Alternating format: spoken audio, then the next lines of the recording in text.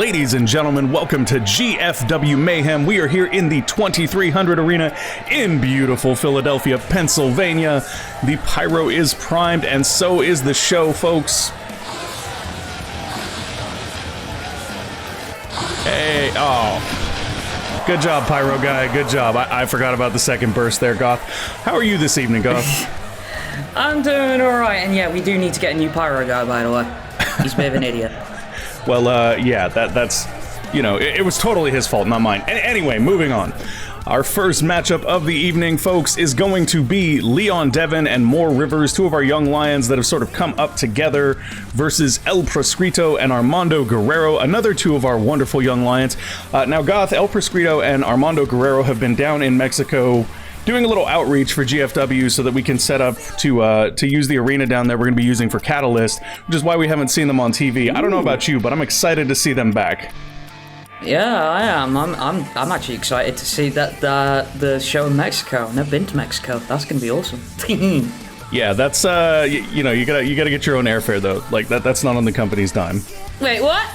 I will arise, staring at you from afar, analyzing every scar. Asking myself how we got here. Remember, this is who we are. I am not here for revenge. I did not come to make amends. Not here to repent for my sins. I just came here to win. I just came here to end. I just came here to fight. Show you everything you said I couldn't be. I became overnight. This for the blood. This is for entering the arena at this time, representing the GFW Young Lions, Leon Devon and More Rivers. I'm a survivor.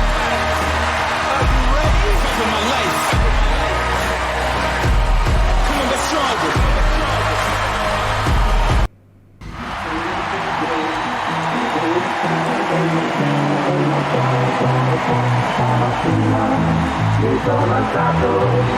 Ti ho trovato l'invaso, oh partigiano, portami via. Oh bella ciao, bella ciao, bella ciao, ciao, ciao. And their opponents this evening, also representing the GFW Young Lions, Armando Guerrero and El Proscrito.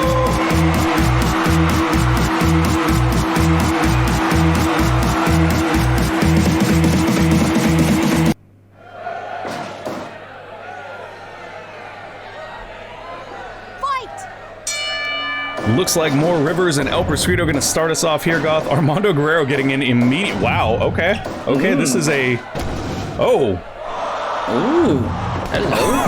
Oh, God! Wow, okay, explosive opening. Apparently, El Proscrito has missed his time here on GFW television and is pulling out all the stops. Beautiful counter there to that Irish whip into the corner as well, flipping over. Yeah. Both of these teams not really featuring on GFW program the last couple of weeks, so a good opportunity for them to show what they've got and kind of get the hype out there for themselves. And I think all these young lions are willing to push it to the next level to get that, you know what I mean?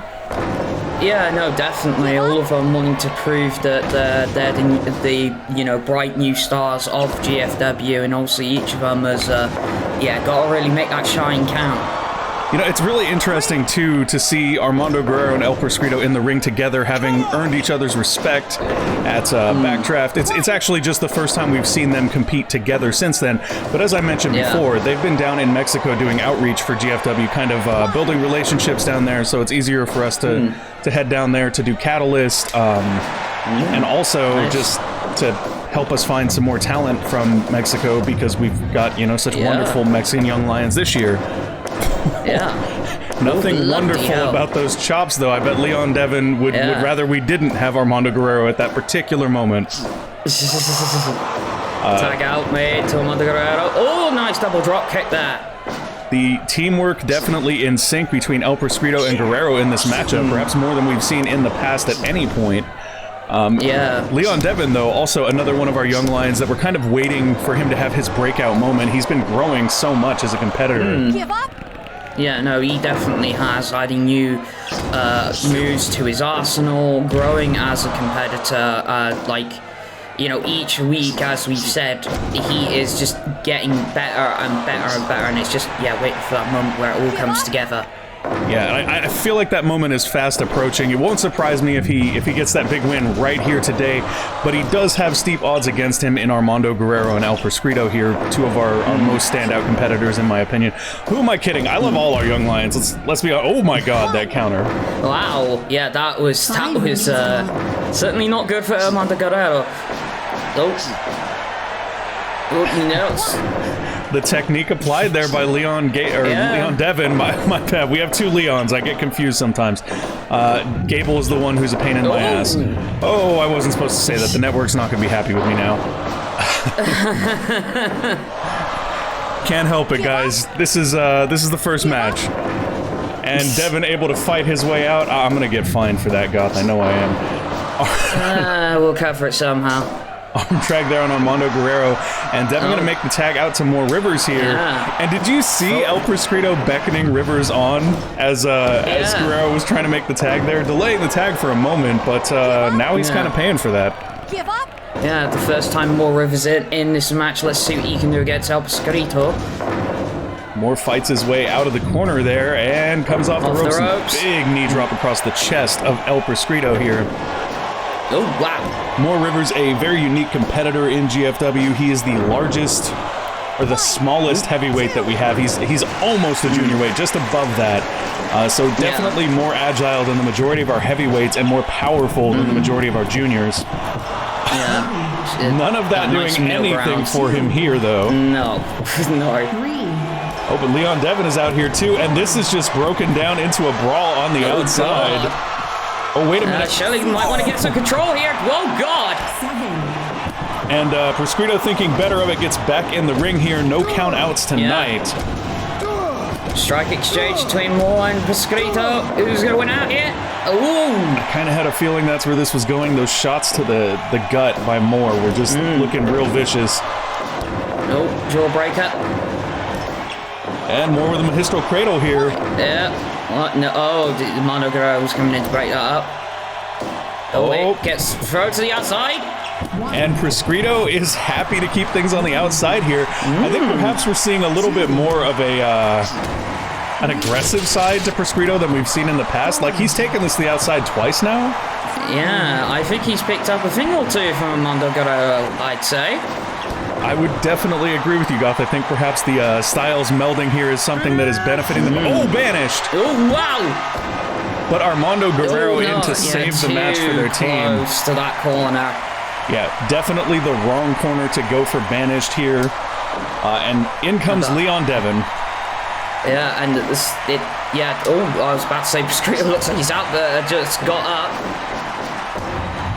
Into the other corner. Oh, they go for the double team, but Guerrero fights his way out. Too savvy for that. Yeah. Oh, nasty sequence of strikes. Nasty how? Leon returns it. Devin answering back with strikes of his own, and this has been back and forth from the get-go. All of these competitors looking great so far. Oh, here we go. Up top. Guillotine, leg drop to the back of the head of Armando Guerrero, and immediately goes for the submission, perhaps trying to take advantage of the fact that Guerrero's disoriented here. Quite possibly. Oh, wait, roll up. Oh, no, maybe not. Guillotine choke there, but he did not quite get to the ropes. He was just able to escape. Oh, attempt for a package powerbomb there, and reverses does Leon Devin. Yeah. Only a one count, I'm afraid. Oh. Quick water wheel drop there by Armando Guerrero just to regain control of the matchup, but control is lost here as the strike exchange begins. Again. Oh. Oh, nice! Oh, wait a minute. Oh, for the moment, it looked like Devin came out on top of that one, but Guerrero dug down deep. Oh, Sits him up, then drop kick. Oh! And Devin has no short of confidence here tonight, just laying in the punches here. Shelly, come on, break that up. That is not legal. You want him to get a win, don't you? I do, but let's try to keep it as clean as we can. I think things are just getting really heated here between these two teams. Both of them looking to, as we said, make a show of themselves. Yeah. Oh, and a beautiful run-up moonsault there by Moore Rivers. Does not finish it, though. Oh, banished to the face down El Prescrito. That could be it. He is in the right corner for this one. Cover starts. Guerrero getting in to break it up. Shelly yelled at him. No! That's it right More there. Rivers More got it. Rivers managing to end this with Banished, and Leon Devon and More Rivers come out with the win. That was one heck of a showing there from our young Lions, Goth. Absolutely brilliant performance from both teams. I believe this is the first time that Leon Devon has taken home a victory on GFW Mayhem as well, if I'm not mistaken. Yes, it is actually a victory, but I suppose the thing was I would have rather seen Leon Devon actually get the pinfall, but it's a win in the win column nonetheless. Yeah, exactly. Not exactly the definitive win we're looking for, but definitely a win under his belt nonetheless. And speaking of people with something under their belts or in their corners would probably be a better example. I guess Barclay Prince is backstage and has something he would like to say about By Who. Oh? Okay. Well, I mean, we did know that Campbell Chase asked for By Who to face Kono Akoto. I didn't know that they'd been speaking, though. Yeah. Yeah, Barclay Prince is the superior strategist. Let's put it that way. I don't know about competitor. Oh, no. Prince, you are not the best young lion we have. I agree with him, though, that maybe Kono should keep things clean with a competitor like By Who. I don't want to know where By Who can go if pushed. Next up, folks, we have Kono Akoto, the challenger for the GFW Spirit Championship at Catalyst. Goth, if she wins this matchup, she gets the hardcore match with Campbell Chase that she wants at Catalyst. Definitely a bit of a tall order, in my opinion, though. It is, but as we know, Kono has been able to work miracles so far in GFW. So, to be honest, I'm willing to bet that she can win this match. So basically, if she forks him, she's probably got this one. In a manner of speaking, yes.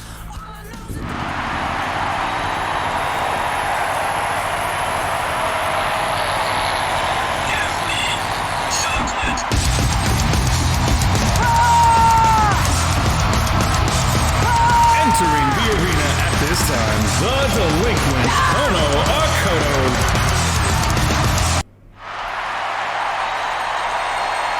La música de Harry Fraud.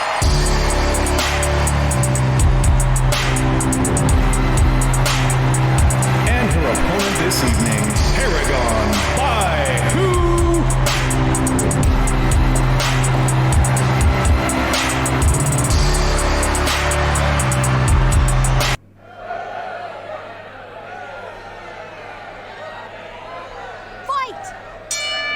Matchup underway here, Goth, and we did see Kono keep it pretty clean against Jonah Wolf before she ended up going for the hardware, so to speak. So yeah. I wonder if we'll see her try to compete cleanly here with By Who, and only go there if she feels she needs to, or if she's just gonna go all out here. I mean, this is for all the marbles, so to speak. If she gets this, she gets her hardcore title match. Yeah. And I mean, she may go the hardcore route to try and send a message to Campbell Chase saying this is only a taste of what you're gonna receive. Well, that's true, but at the same time, we do know that the network rep has sent her home before for profanity. I wouldn't be surprised if she wasn't willing to risk it here, because that's the thing, is if she does go hardcore and Shelly disqualifies her to keep the network happy, then she loses that opportunity at a hardcore championship match. That is very true, but I don't know at this point. It's really hard to tell how Kono Akoto thinks, to be honest. I mean, I will agree she's a little bit unorthodox, but so far I think she's been quite successful with that attitude. Keeping it clean here so far, though. Back and forth they go. Neither competitor really seems to be eking out the other in the early runnings of this match. I do think that as the match goes on, though, one of two things is either going to happen. By Who's the larger competitor, so the longer this goes, the more likely he's going to tire out. But at the same time, he's also much stronger, so if he's able to use that strength to do damage over the course of the match, Kono is going to likely break down in the process. That being said, she does aspire to be a hardcore wrestler, and if there's one thing that hardcore wrestlers are known for, it's their endurance, so maybe she does hold out here. Basically, I mean, I would have said it's their ability to bleed, but, you know, different strokes. I mean, is that not the same thing? We've seen competitor after competitor crumble to the Crimson Mask. Something tells me Kono Akoto is not that competitor.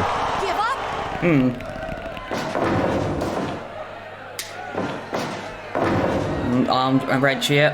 Keeping it technical is Kono Akoto, but Baihu able to play technical too. Sleeper hold here off of the ropes. Yeah. And you know why that sleeper hold is such a brilliant technique for him to utilize against Kono Akoto? Given his size differential, he can just lay his weight back, just sort of drop his weight on her throat and really close off that oxygen flow. Yeah. And I mean, that might be the tellings of the match here, trying to put her to sleep before she can even attempt to take this the hardcore route. Yeah, that's a very, very good point. I don't think we've seen Baihu go very hardcore at all in any of his matches. I don't really feel like that's something that he would, I don't think he's a fan of that. Yeah. Well, I mean, frankly, he hasn't really needed weapons to beat anybody. Well, no. Unless you count his Uranagi as a weapon, or the TTD. Either one of those, I guess, could be considered weapons at this point. Well, we do kind of call it a soul destroyer, so yeah. There is that. Catches her again in this sleeper, and it really does seem like he's trying to choke her out, like you said, Goth. Just wear her down, take her oxygen, and put this thing away. Yeah, that seems to be the pattern developing here. Oh, and Kono just... Ow! She just... That way downstairs goes Kono Akoto. I don't think Shelly caught that, and I think Kono realized that she needed to do something to buy herself a little bit of space there, but, yeah. You have to wonder how Baihu is going to react to that. He doesn't seem to even be staggered here by it, but I'm sure he's not happy. Well, it's a good job we don't have microphones in the ring, otherwise we'd be hearing a high-pitched squeal right now. You'll notice that he did just stop to adjust his trunks after that last sequence, and you have to wonder if things maybe got in a bad place after that. Yeah, one popped out. Off the ropes. Oh, and look at Kono Akoto with a sling blade there. Able to capitalize and get it. Uh-oh. And Baihu throwing her to the outside. Oh, is Baihu gonna fly? Oh, wait a minute. Oh, suicide. Oh, wait a minute. Baihu's got a table. Come on. Okay, oh my so God. he's gonna take it this direction. I mean, she did kick him in the... Yeah, I just... Oh, God. Kono has put herself in a very bad situation with that low blow, I feel. Oh, and the Katajime here, she is nowhere near reaching the ropes at this. Yeah. She manages to fight out of it, but did you notice that she landed rough on that table when she broke out? Yeah. Like that table being added into the equipment. Oh, gosh. Kono has... that's not good. That jawbreaker knocked her silly as much as it knocked him silly. And this is still not a great position for her to be in. And I really think that she may have brought really out the worst in Baihu with that low blow. Yeah, she needs to end this fast before that rage builds up even more, and we could see, you know, several souls get destroyed at once. You're not wrong. She is in a good position here, I think, to attempt a Kono driver. Perhaps worried about it given the size differential. She's really got to wear him down to be able to get him up on her shoulders. Yeah. And I don't think it's a bad idea to do. Wow. Talk about wearing him down. Yeah. Corner to corner, strike after strike. Yeah, they're going for rapid pinfalls here, back to back. And you can tell that she's really trying to rush down to the finish line here and get that win. Ooh! Again with a cover. 1, 2, no! Unfortunately, Baihu still kicks out. And now Baihu just laying in those European uppercuts. You see her head snap back off of each of those, and it's almost like he's throwing them with authority here. Oh, God. And this is definitely not... Oh, and she went face into the table off of that backbreaker there. And again, dropped face first onto the table. Oh, no. Oh, not good. Oh, not TTD good. on the top of her head goes Kono Akoto. 1, 2, 3. Ooh, and I think perhaps taking the extreme route did not really pay off for her here. Well, Goth, I think that I think that Kono really, really wanted it, and I think that she took the steps that she thought she had to take to get there, and I think in the process she potentially misstepped. Yeah, it kind of backfired on her with Baihu there, and unfortunately that means that Chase gets his style of match instead. Yeah, it looks that way, but speaking of Chase, I guess he's backstage with our favorite network rep and has a little something to say about Kono Okoto's match, I can only imagine. Oh, he's gonna deface the championship and classic network television with a hardcore match, please. Please. Yeah, Baihu punctuated the anti-hardcore thing. He hit her with a table. Wait, how are you gonna... How are you... No, no, how are you gonna... Oh, okay. Okay. Okay. The network will just edit out the fact that Baihu, who was essentially representing Campbell Chase there, decided to pull a table out, because it's fine in that case. Yeah, great. Yeah, great. Oh, that is... So classy. Sounding like a certain king here. So classy. Alright, that is enough of Campbell Chase and everybody's favorite network rep, Vic. Next up, folks, we have Kana versus Reeve. And Goth, I feel like this is an extension of what we've been seeing the last couple of weeks.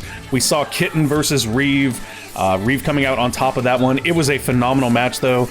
And then last week, we saw that sort of, I guess you'd call it a challenge between Phoenix and Panda. The returning Panda. Panda came out on top, but it doesn't feel like the bad blood between Rise and Team Kawaii has really settled. Yeah, exactly. It really hasn't. So tonight, I guess we're seeing Kana versus Reeve, and all I can say is, given the performance that Reeve turned in against Kitten, I hope this is going to be a great matchup too.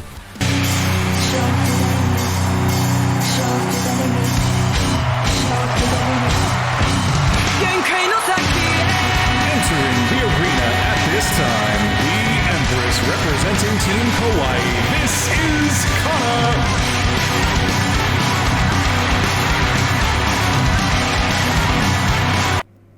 I am the eye of the storm inside. I am silent and strong, just waiting for the right moment to strike. Coiled like a cobra.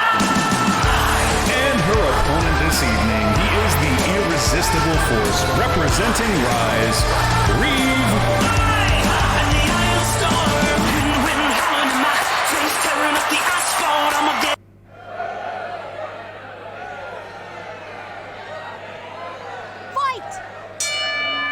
Kana and Reeve gonna get started here, Goth, and yeah, I don't even know what to make of this, really. It's like both can be very unorthodox, especially in Reeve's case, but we do know, obviously, Kana favors, obviously, striking and submission-based offense, so we're probably going to see a lot of wearing down on Kana's side of things, whereas Reeve, a little bit more unpredictable. You know, definitely given his history in GFW. It's very interesting that you make that point. So far, we've seen Reeve actually kind of winning the striking game here early, and I would say that currently we see a lot more strikes and submissions in Reeve's game, but you're right, he has been known to mix it up, and you have to wonder if he'll move away from that sort of striking submission offense that he used with Kitten to something different to try to throw Kana off her game here. I think that definitely be a wise decision in this matchup, because if you try to play Kana's game with her, you're really just playing into her strengths. Yeah. We'll see if Reeve is wise enough to go down that route, though. He does call himself the irresistible force, so who knows, maybe he will just try to push through the skill set of Kana, which personally I think would be a mistake. Yeah, it's like giving Kana's history known to be quite vicious against opponents, to put it lightly. You know, and the really interesting thing for me here is this sort of underlying tension that seems to be building between Rise and Team Kawaii, and the focal point of that seems to be the fact that Team Kawaii isn't particularly against the changes the network wants to bring, and Rise is adamantly against them. Ooh, ankle lock being applied here by Kana. Reeve able to fight out of it there. Yeah. Very early for her to catch that hold. Yeah. picking the ankle gonna cause him to be a lot less mobile if your ankle's twisted up like that. But yeah, the underlying tension, like, would you say, though, it's mostly vocal from Phoenix rather than Reeve in this particular scenario? You know, Reeve definitely strikes me as the quiet, I guess I would say the skilled and quiet type. Reeve is definitely not the muscle of Rise, in my opinion. But at the same time, he's, as you pointed out, very, very quiet. Doesn't talk a lot, does Reeve. And I mean, maybe that has something to do with the scars that he has, and that, you know, maybe affects his desire to be in front of a camera talking to people. We both know that. Yeah, 2 count there off of that sunset flip bomb.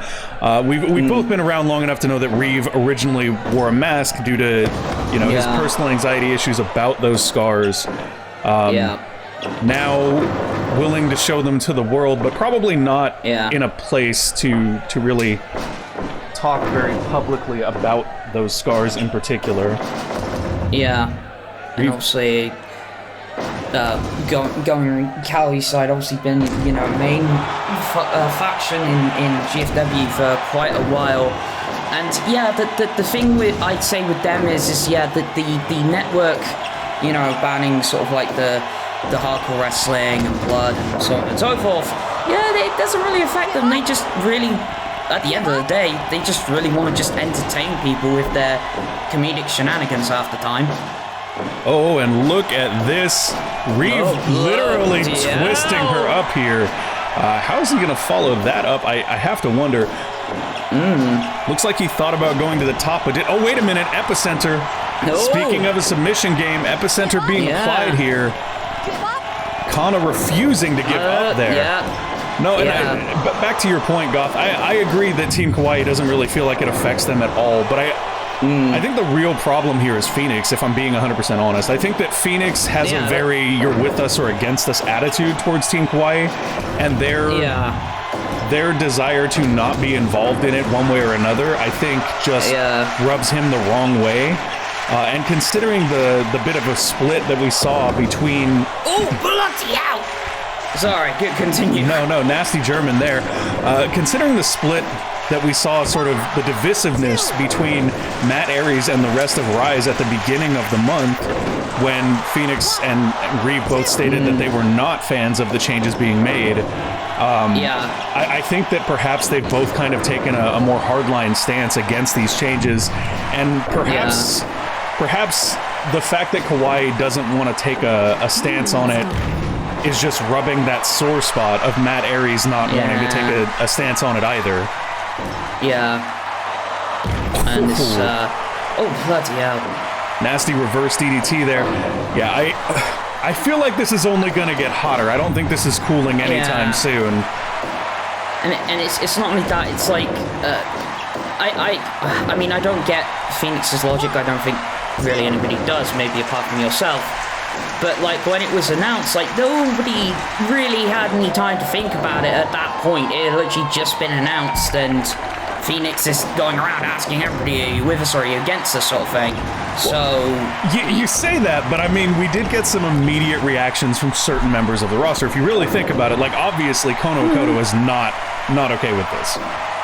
Well, yeah, like I do get that, like those sort of initial reactions, but I'd say to properly sit down and think about it, even I had to, you know, sort of like digest the information that was given to, you know, really have a stance on it. Well, you know what I really think it is that GFW, for as long as it has existed, has always been sort of counter to the common culture. We've always had our own way of doing things. We've had a lot of respect and reverence for the history of professional wrestling here in Philadelphia, that hardcore background that it's always had. Mind you that, once again, hardcore wrestling does not actually mean trash cans and cheese graters and things like that. It's actually just really embracing all of the different aspects of wrestling to the highest degree that you can, and that does include extreme matches like that. I feel like perhaps because GFW has always had that spirit of being sort of the keeper of hardcore wrestling, that people are immediately offended by the idea of getting rid of it. Oh, wait a minute. Reeve cut the epicenter there, and that time, that is going to be it. Reeve managing to come out on top here. That matchup between Reeve and Kana was definitely back and forth, but Reeve managing to find the epicenter there off of that Frankensteiner. And I definitely feel like this isn't over. Like, this feels like it's sort of the sparks of a much bigger fire, so to speak. Maybe you could say the catalyst moment. Yeah, that is a very good way to put it, Goth. And speaking of catalysts of the moment, I guess our favorite network rep is on the way to the ring with a microphone.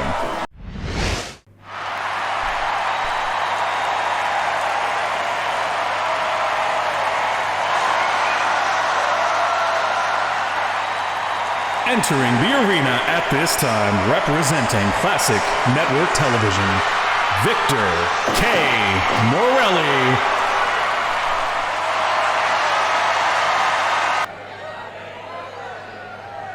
Goth, the way that he talks through his teeth, it never stops being creepy to me.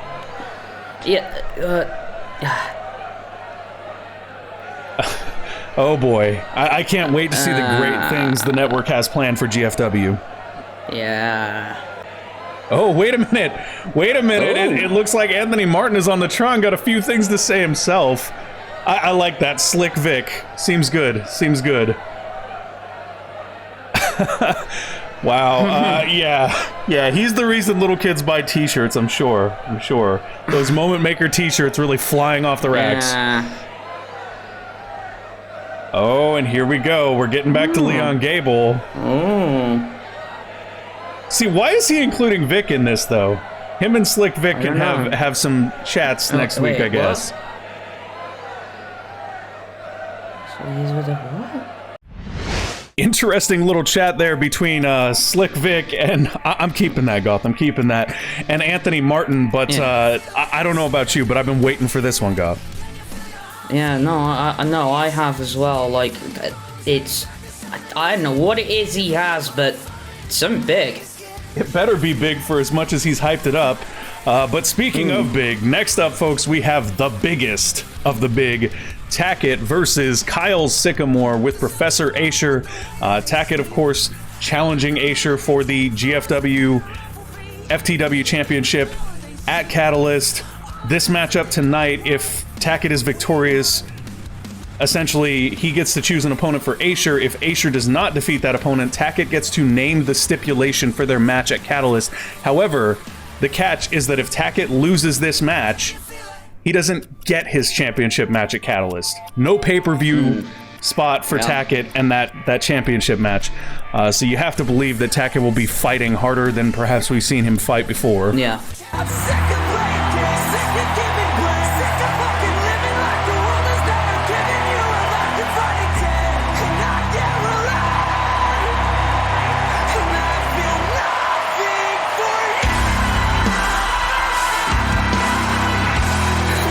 Feel nothing for you. Entering the arena at this time, the hardliner, Tackett.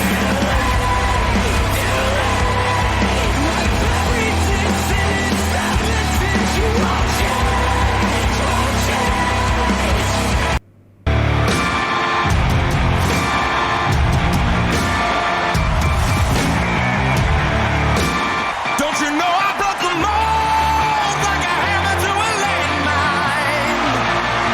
You better stick to what you know, 'cause I ain't playing just to read. And his opponent this evening being accompanied by the GFW FTW champion, Professor Asher. This is the Outcast, Kyle Sycamore. I'm coming back, I'm coming back, I'm coming back to outlast every outcast.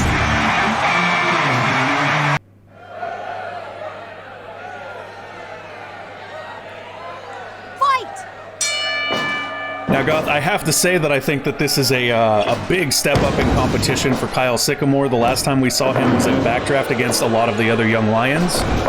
Yep. And I mean, he does have Professor Asher in his corner here, so hopefully that will work in his favor. Tackett has been on an absolute tear in recent weeks. Yeah, this is gonna, even with Professor Asher in his corner, it's gonna be an uphill battle, almost quite literally, in the case of Tackett. You're trying to say that beating Tackett is a little bit like climbing a mountain. Yeah, I'd definitely compare him to a mountain. Not a fuzzy mountain, but a mountain. Well, you know what's interesting about this matchup to me is that Kyle Sycamore is a pile driver specialist. So, while it's going to be difficult for Kyle to get Tackett up for those pile drivers, just think about this. If you do get Tackett up for those pile drivers, that is a lot of weight to come down on the neck. Yeah, it is. It certainly is, and that's definitely, at the very least, going to stun him for quite a decent amount of time, I'd say. Yeah, I think that really what Kyle's goal in this matchup should be is to wear Tackett down, although it looks like Tackett is the one doing that at the moment. But if Kyle is able to wear Tackett down and get the opening he needs to hit just one of those pile drivers, I think that might sort of set the tone or the cascading nature of him being able to snowball this matchup and win, if that makes sense. Yeah. Oh god, Tackett just chopping the chest. Kyle's staying in this though, and straight to this Boston Crab. This is a wise decision. Yeah. Tackett just threw him off though. Yeah, pretty much. Oh god. Yeah, I think that going to that Boston Crab though is a very good idea. Once again, just trying to wear down the back of Tackett. Because here's the thing. Think about it this way, Goth. How do you counter a pile driver if you're a big man like Tackett? The easiest way is for him to just stand up.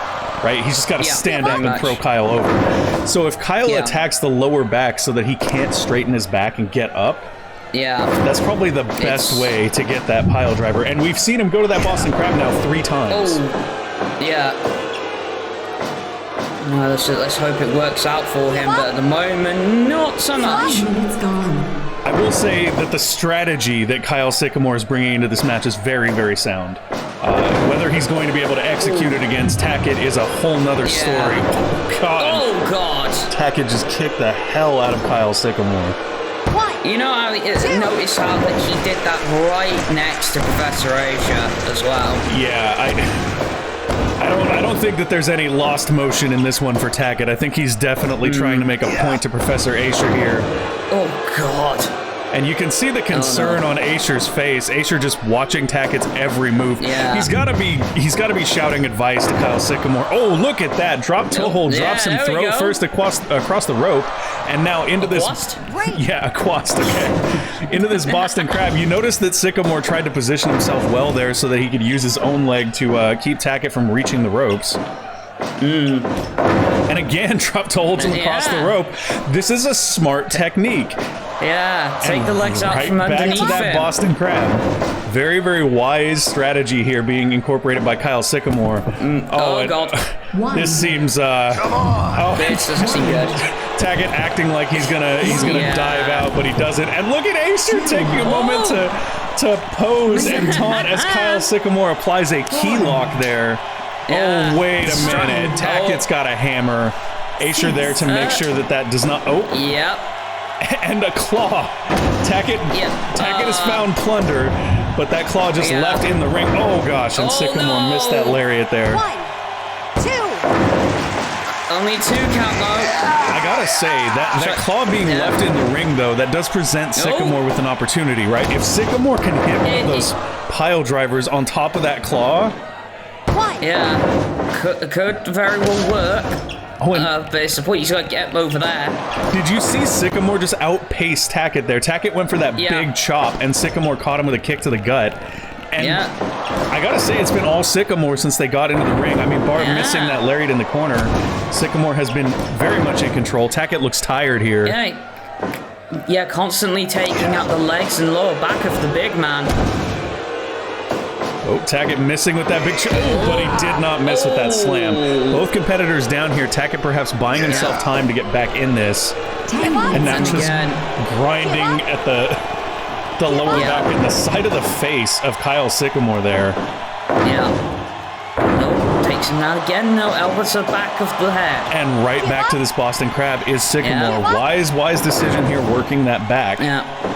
And notice that you also had him Tackett facing away from the corner ropes as well. Tackett taking a moment here to catch his breath, perhaps being winded here by the aggressive nature of Kyle Sycamore. Oh, gosh, that'll put a little skip in your step there. Ow. Oh, and Tackett just laying in shot after shot here. Jeez.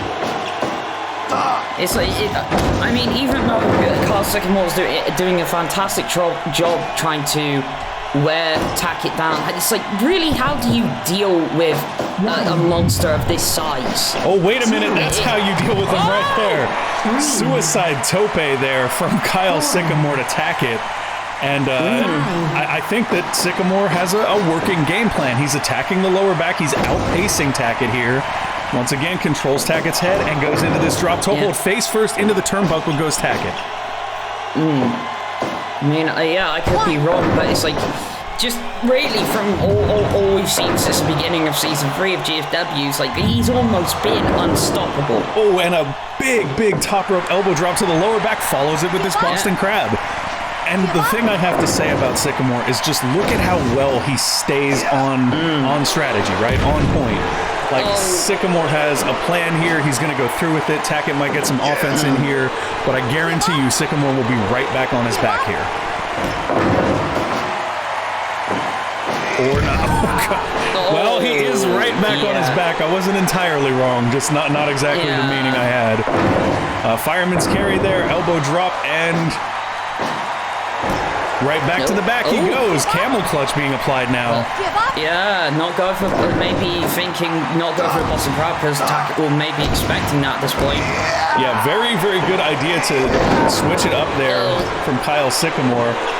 Big combination of strikes, but Tackett comes out on top. And again, Tackett just grinding his heel into the side of the face of Kyle Sycamore. Yep. Strikes again. Oh, Falcon Arrow! Bloody hell! Or rather, that was a Michinoku driver. My mistake. Yeah, Michinoku driver. Still, right on the top of his head goes Tackett. Oh, and he tried. Did you see that? He tried to go off the ropes, but Sycamore is winded, too tired here to follow up. He's taking a chance to catch his breath now, but is it going to be long? I think it took everything out of Sycamore to hit that Michinoku driver. And now applying a key lock to the arm of Tackett. Maybe wearing down the arms to make sure he can't go for permanent detox, I'd imagine. I suppose so. It's the first time we've really seen Sycamore deviate from his current strategy, though. Now just laying in the chops. And I gotta say, I feel like Sycamore is in control of this matchup. Look at Tackett is groggy. Oh, Schoolboy could get him here. 1, 2, no. Only a 2 count. I thought maybe he'd get Tackett right there. And again, just unloading with those chops to the chest. Yeah. Sycamore is in my opinion, firmly in control of this matchup. Big boot there. And then another elbow drop to the gut. Drop. Pulls him out of the corner. Is he going to go for cover? Oh, no. Tackett's out. Oh, wait a minute. Permanent detox. Oh, no. Permanent detox, center of the ring. 1, 2, 3. Well, it was looking pretty good for Sycamore there. Yeah. Oh, no. Oh, God, and he just lays him out with that lariat. And Tackett's got a mic. Oh, wow. Cut his music and everybody shut the hell up. Before you scoop up your broken friend. Jesus. Okay. Oh, come on. Oh. Really? I can't believe that was Tackett's plan all along. Tackett just decimated Sycamore with the permanent detox, and now Asher has to beat up his friend next week, or Tackett gets to pick the stipulation at their match. Yeah, that was what I was afraid of. And like I said during the match, like, how do you stop a monster like Taki, even with all that wear down of the lower back and the legs? Like, all he needs to pull out was one permanent detox and it was over. Yeah, that's a very good point. Kyle Sycamore did look great in that match, but Tackett just, he found that permanent detox, he ended all that momentum, and now next week Professor Asher is in a matchup with a personal friend where he's, and we don't know, Sycamore could already be hurt, and Asher's got to hurt him more, or give Tackett what he wants at Catalyst. It's just a bad spot for Asher. But, you know, let's have something to brighten our night, folks. I guess the Sour Patch Club is backstage with microphones, and we have not heard from them yet this season. I am excited to see them.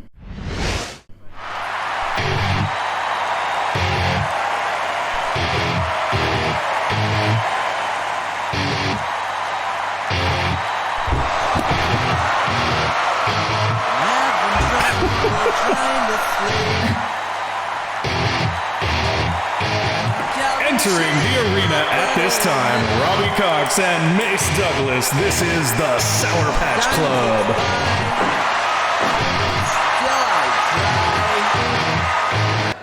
Hey, yeah, we haven't seen a lot of them on GFW Mayhem, Goth, but I can't wait to see what they've got to say.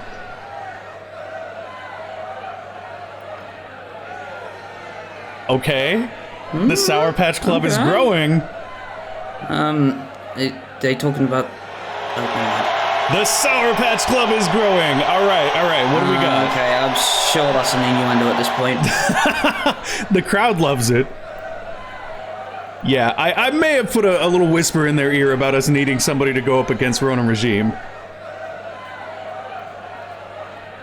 Who's gonna be the third member, Goth? Who do you think they're gonna grab? Oh, look at that. Keep being unique. Ooh. Goth, it's great to see the Sour Patch Club back in a GFW Mayhem arena. I can't get over them. I really love their whole be unique thing, where, you know, be you, but be unique. Like, the Sour Patch Club is just one of the most different groups that we have here in GFW. I'm just glad to see them back, and I can't wait to see who their third member is for their matchup with Ronan Regime at Catalyst. Yeah, that's going to be interesting to see. However, what's going to be interesting to see is next, where we see the Hammer of Justice versus the Loose Cannon. Yeah, this is going to be one heck of a fight, if I had to guess.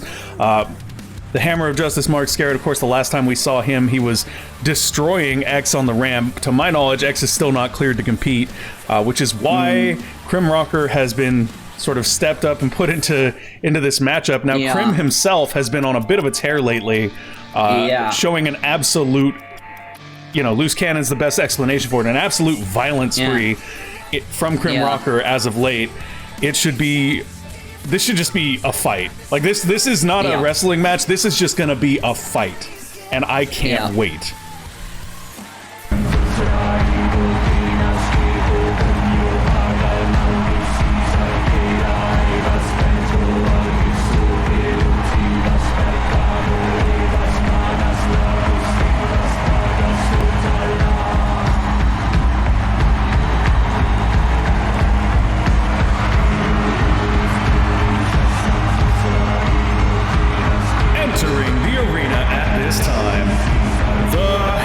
Justice, Mark Scarrett.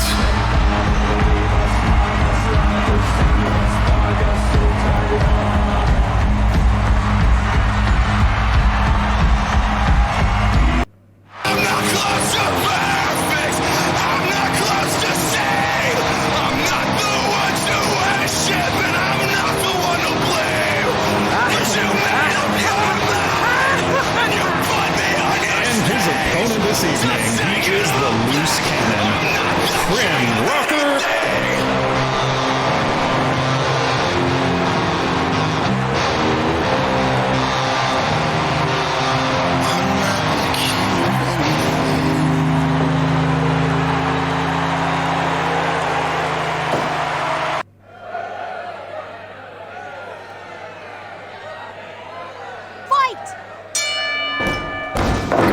Did you catch that crazy maniacal laughter of Crim on the way down to the ring? Yeah, I did, and it didn't sound good. I don't know what X did to Krim to push him to this place, but I think that Krim has become more unhinged than we've ever seen him before. Bordering on psychotic, yeah.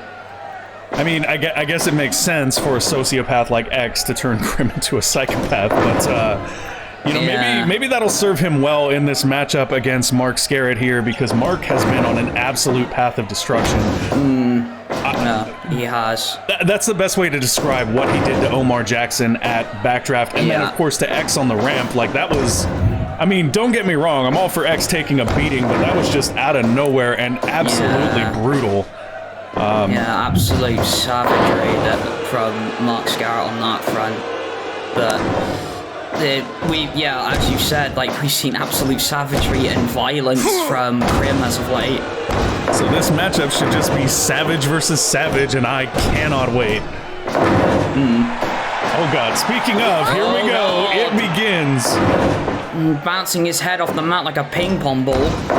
Yes, indeed. Mark Scarrett is all over Krim Rocker at this point. And you have to wonder if this is like... I know that Mark is the hammer of justice now, right? And he's on a warpath against everybody who has violated the virtues and the values of Odin, I guess.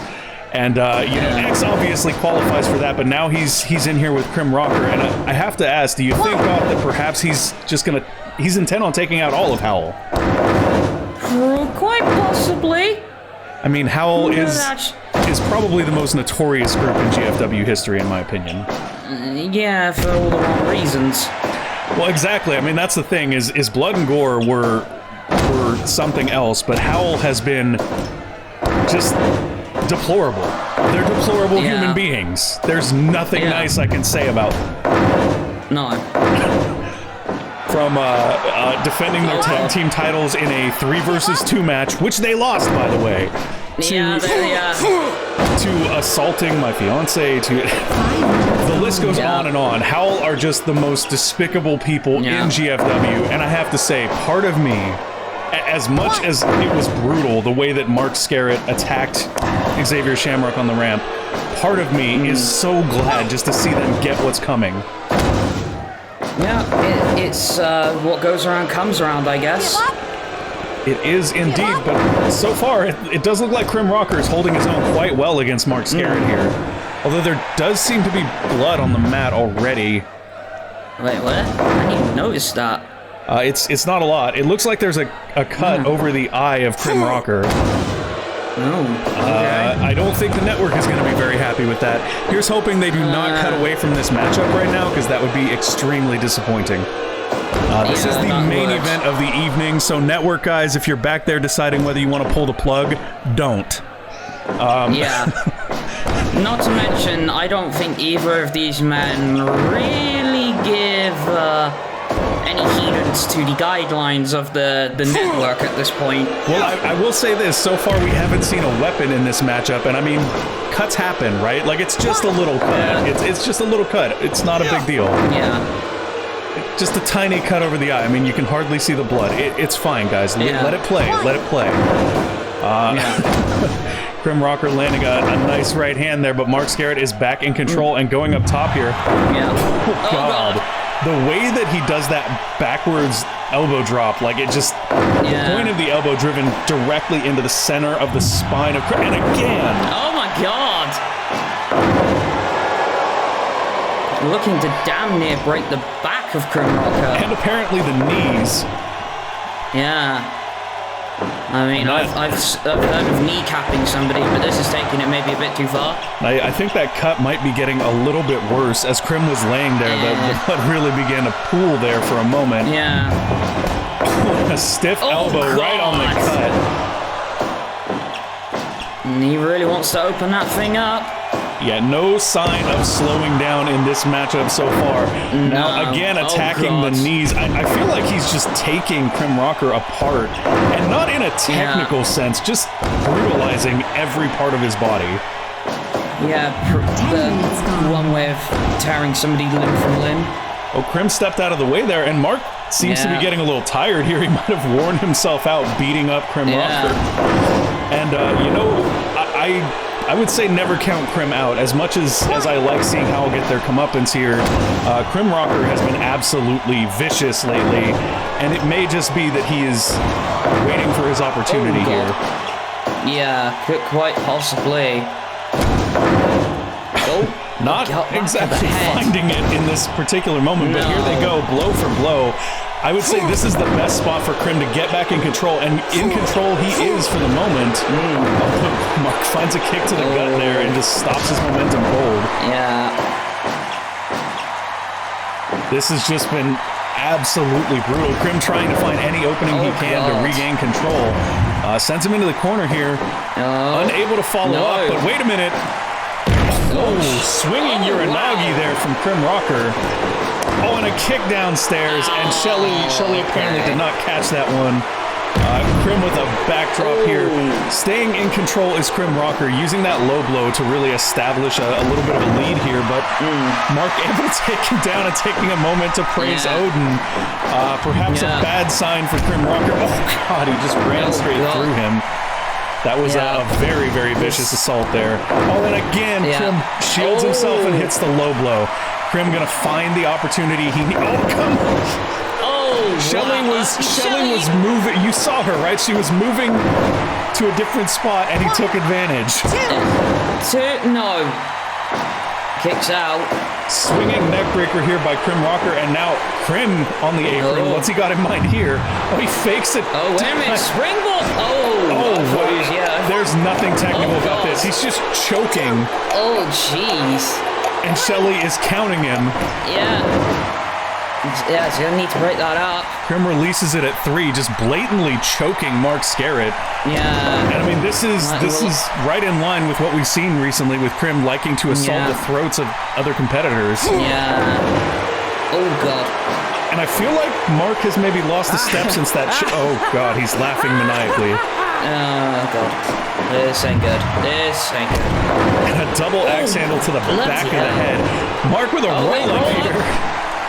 No. Not exactly what I was expecting. Holy shit. Just booted the hell out of him, and now a senton off the top. Yeah. And drives him away from the ropes, picks him back up. Oh, and a nasty elbow to the back of the head.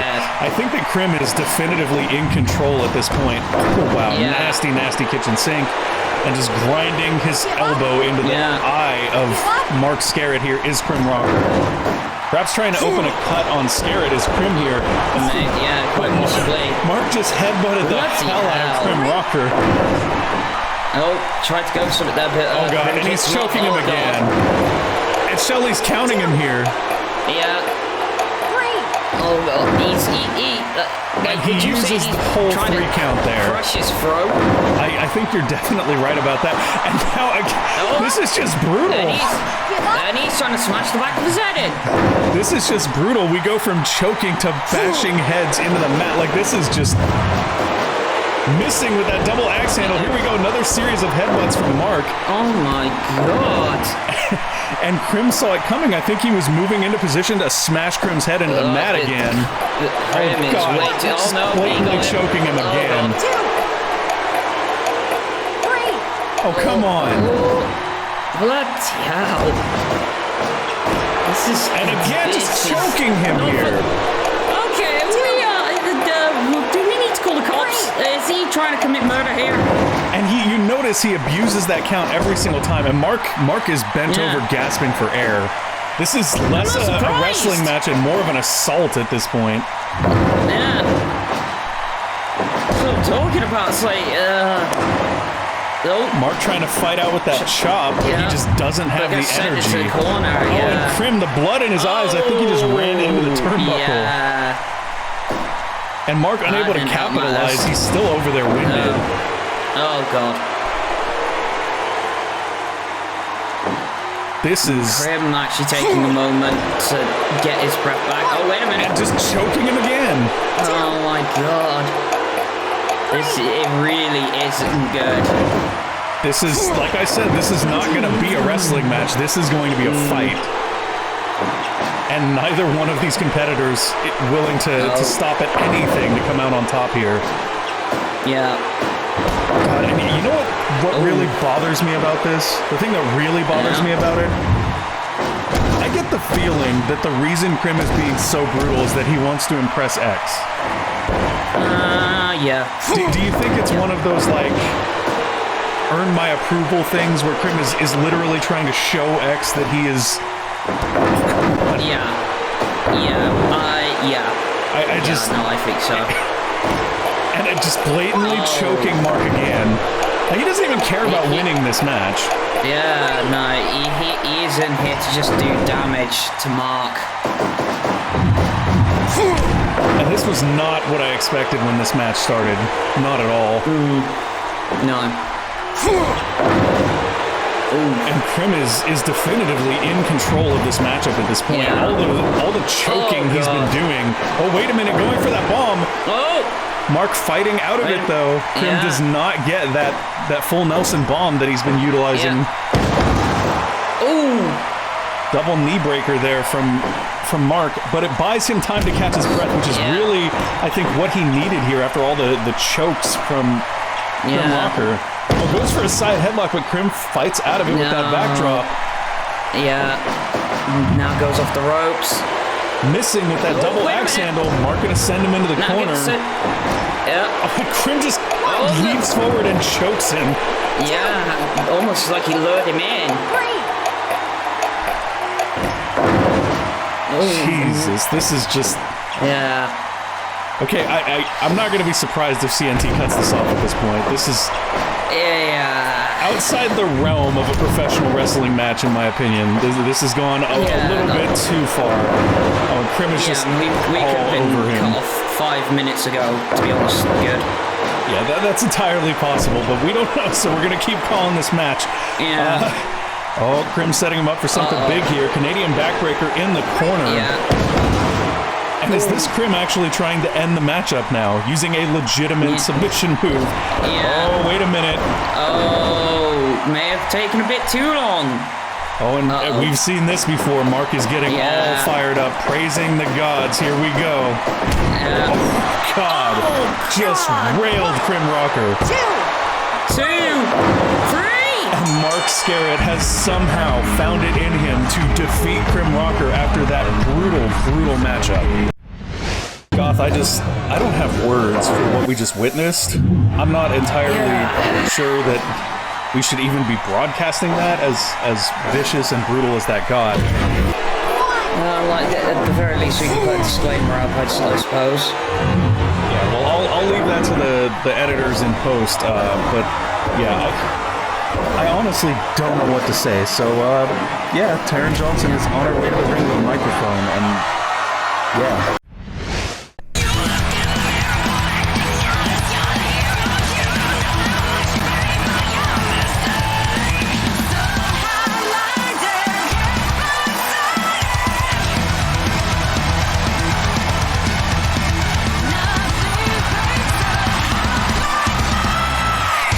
Entering the arena at this time, your GFW Heavyweight Champion, Taryn Johnson.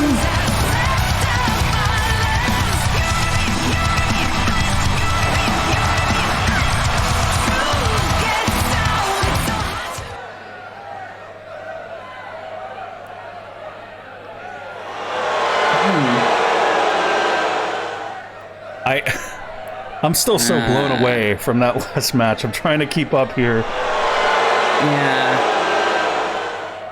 No. Okay. I mean, Taryn... Okay. Taryn apparently does not care what we think of her, whether we like her or not. She did beat Tejano X last week. Yeah. Oh, and now she's calling El Fuego a coward. You know El Fuego's not here tonight, right? She's calling him out. She knows he's not here tonight, Goth. She knows. Yeah, no, she does. Oh, okay. El Fuego's a coward now. El Fuego's a coward now. Well played, Taryn. Well played. Yeah. Oh, okay. Every single GFW heavyweight champion in history, she's gonna defeat them, just like she defeated Professor Asher. Yeah.